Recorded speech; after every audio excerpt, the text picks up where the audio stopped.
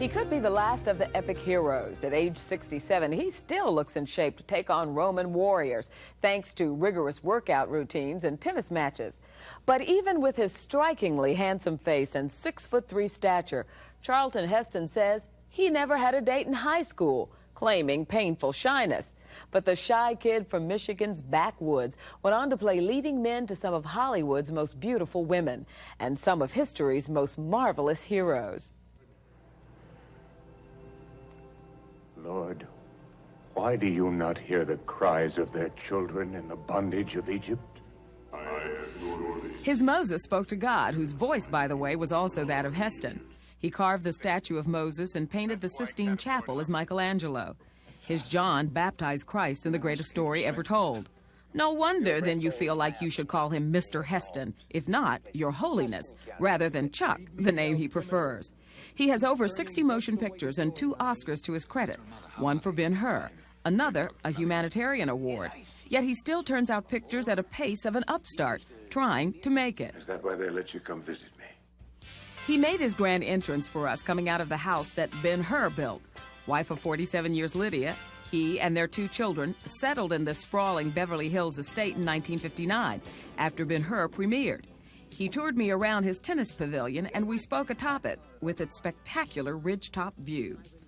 You said in your journal that breaking your nose has been to your benefit and stroke of luck. If I could find the guy that broke it and sort out which guy did it in that high school football game, I'd give him a prize because it got me a lot of parts. Like Michelangelo? Michelangelo, Andrew Jackson, a lot of parts. Moses? Moses? Moses, for sure. For sure it got me Moses. I was reading that when you and your wife first married and you went to New York, that in order for you to make money, that you did modeling and an artist model. Oh, yes, in the Art Students League, yes. And they had some kind of a sex discrimination then. I don't know if they still do. I suspect they don't. The women nude models, life models, were nude, but the men had to wear little jock straps. And so my wife made me one out of some gray velour, and I thought it looked pretty sexy. He met Lydia in a play at Northwestern University and was instantly smitten. He had only been out with a few women before that, and not one, he says, afterwards. She gave up the theater for photography and motherhood. Their daughter, Holly, grew up to be an art curator. And the now 36-year-old Fraser recently wrote, produced, and directed his father's latest film, The Crucifer of Blood, which premieres on Turner Network Television next week. Fraser also just produced Chuck's first grandchild, Jack. But what's it like working for your son when you have been the authority figure in his life, his father? I am very used now to being directed by men who are younger than I am and greener in reputation, but they're still the director.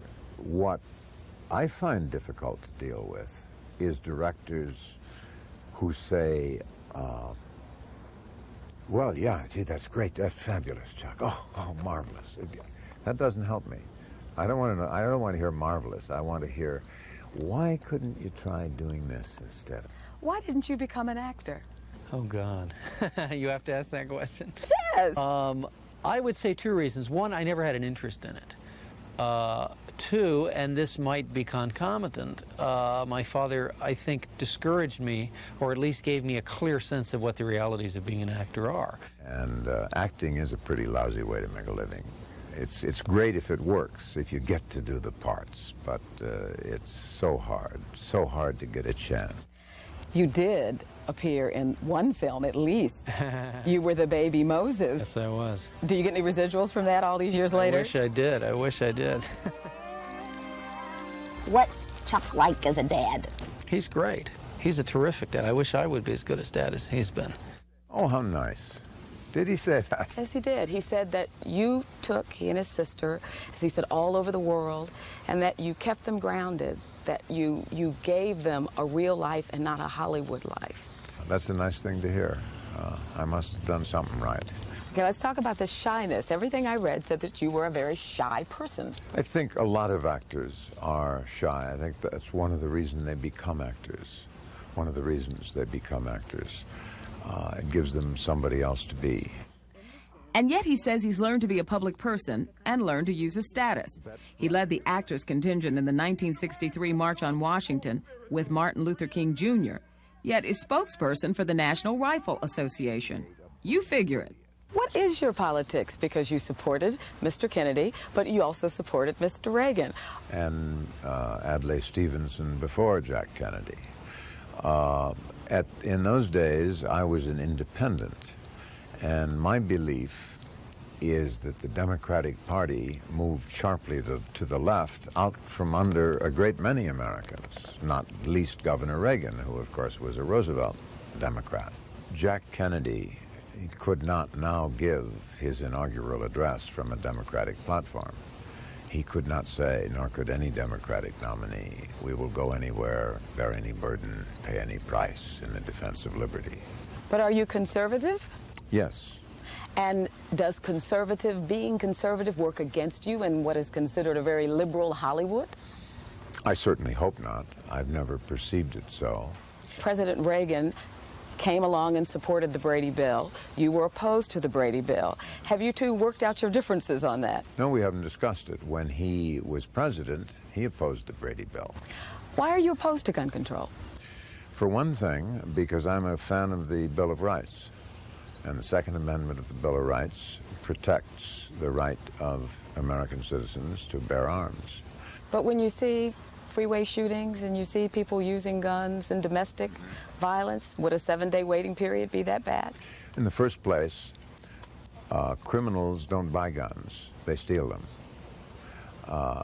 The Brady Bill, or a waiting period, does not keep guns out of the hands of criminals. But I resent a law that is supposed to be targeted on criminals and in fact targets me, because I'm the one that will purchase arms. I don't steal guns, I buy them.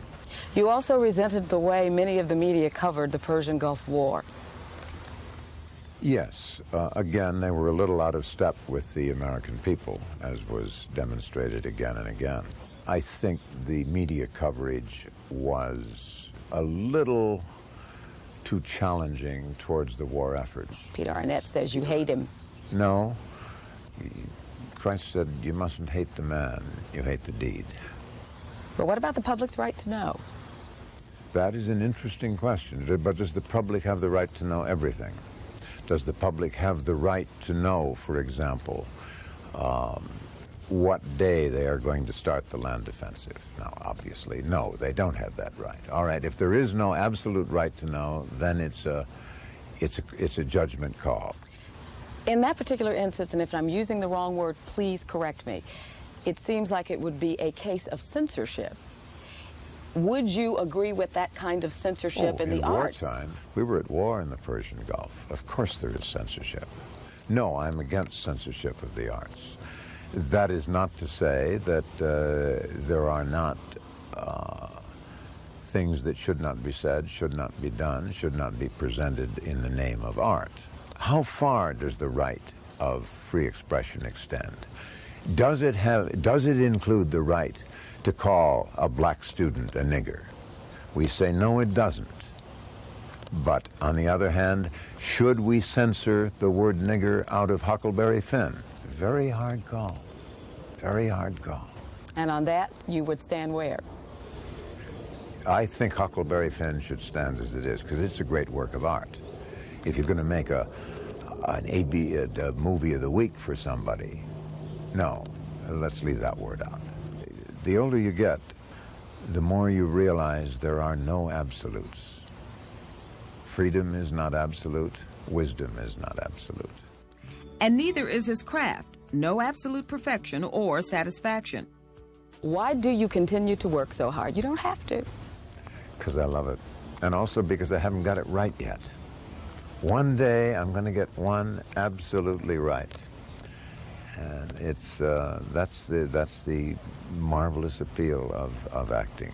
You always think, maybe it'll be perfect this time. And what do you want for Jack?